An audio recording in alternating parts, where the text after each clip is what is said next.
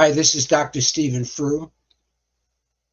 We're looking today at this issue for men about how do you start a new project or a new relationship or a change in your life or a big growth spurt in your business. How do you get your wheels under you? How do you get going? Because there's a lot of, I myself drag my feet. I'm lazy. I'm stopped. I'm worried about things and so forth. So you have to have some handles in order to actually get get traction.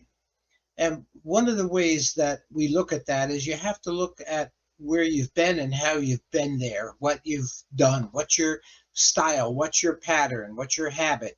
You have to look at that really almost ruthlessly because there are patterns buried inside our everyday activities that we don't notice anymore, that we just take for granted.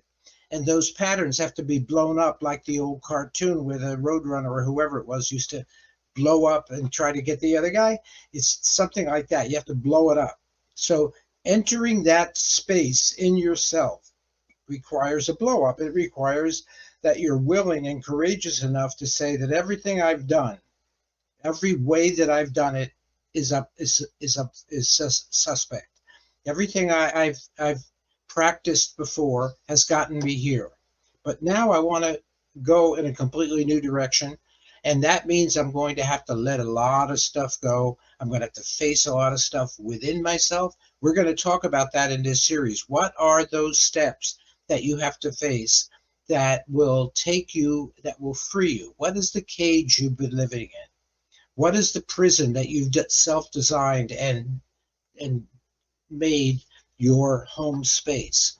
Who are the people in your entourage that keep you where you're going? The people, the family, the friends, the business associates. Who are the people that keep you doing the same thing and getting the same results?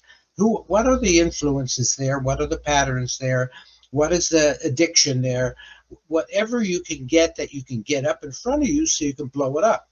Say, okay, I'm going to start fresh. How do you start fresh? Well, we have a sneaky little beautiful help for you.